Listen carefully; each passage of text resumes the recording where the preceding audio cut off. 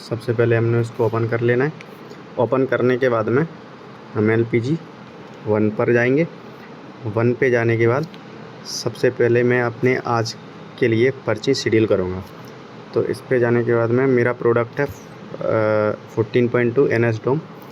तो इसमें मुझे जितनी तारीख तक की पर्चियाँ शेड्यूल करनी है, जैसे आज 12 तारीख है तो मैं 12 तक की ही कर लेता हूँ, तो मैं फिर मुझे डेट डालने की ज़रूरत नहीं पड़ेगी। मैंने सारी पर्ची शेड्यूल के लिए चला गया।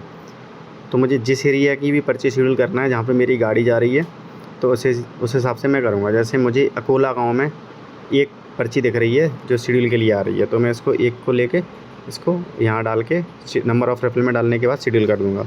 उसके बाद में मैं वापस से जाऊँगा और जाऊँगा create and print cash memo, इस वाले ऑप्शन को क्लिक करूँगा। यहाँ पे डोमेस्टिक ऑयल सेलेक्ट करूँगा। प्रोडक्ट में 14.2 kg नॉन सब्सिडाइज डोमेस्टिक वाला प्रोडक्ट को सिलेक्ट करने के बाद आगे जाऊँगा। तो यहाँ पे दिख रहा है जो मैंने शेड्यूल करी थी वो अकोला की एक पर्ची को शेड्यूल करा था।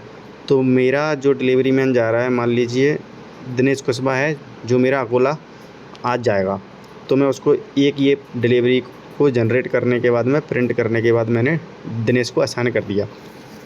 अब ये उस गांव में गया और इन केस उसने डिलीवरी नहीं ली तो वो ऑपरेटर से भी उसको अनडिलीवर कर सकता है, और नहीं तो अगर उसने ऑपरेटर से नहीं करी तो हम यहाँ पे डिलीवरी कन्फर्मेशन में जाने के बाद में कंफर्म करेंगे, डोमेस्टिक ऑल सेलेक्ट करेंगे और हम ऑपरेटर सिलेक्शन बेस्ड करेंगे।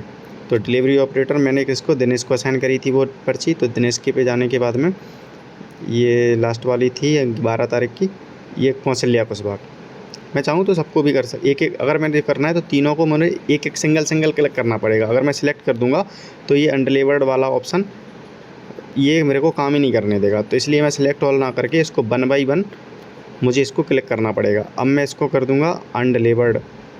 जैसे ही मैं इसको अनडिलीवर्ड के लिए क्लिक कर दूँगा तो यहाँ पे रीजन सेलेक्ट करने के लिए मांगेगा। रीजन क्या था वो मैं उस कस्टमर का असाइन करूँगा, जैसे एम्प्टी सिलेंडर नॉट अवेलेबल, या कोई कैश उसके पास नहीं था, या नो फुल स्टॉक अवेलेबल। तो मैंने एक जनरल सा रीजन लिया है एम्प्टी सिलेंडर नॉट अवेलेबल, और मैंने इसको कंफर्म अनडिलीवर्ड कर दिया। तो आज का मेरा काम ख़त्म हुआ। ये 3 डिलीवरीज थी जो मेरी नहीं लग पाई, बाकी मेरी लग चुकी थी। तो अब इसके बाद में मैं जैसे डेंड करूँगा तो नेक्स्ट डे मुझे फिर से क्या काम करना है, उसको करना है शेड्यूल। तो मैं वापस से शेड्यूल जाऊँगा, वापस से फिर अपना यही करूँगा, वापस से अपना फिर प्रोडक्ट कोड सेलेक्ट करूँगा और मैं आगे चला जाऊँगा। और यहाँ पे मैंने अकोला में करा था तो यहाँ पे 0 हो गई। अभी अगले दिन हो सकता है और बुकिंग आ जाए तो यहाँ पे रिफ्लेक्ट करेगी, लेकिन जो मैंने कल की डेट में शेड्यूल करी थी वो मेरे को यहाँ रीशेड्यूल में ऑप्शन में दिखेगी।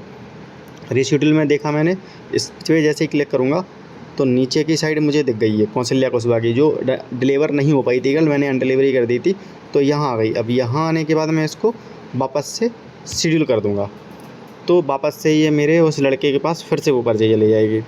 अगर वो चली गई तो ठीक, और नहीं तो फिर मैं यहाँ से इसको रीशेड्यूल करूँगा। ऐसे मैं इसको डे बाई डे रीशेड्यूल करता जाऊँगा उसको। जैसे ही वो अपना टाइम कंप्लीट कर लेगी तो ऑटोमेटिकली वो अपनी रिफ़िल कैंसल्ड हो जाएगी।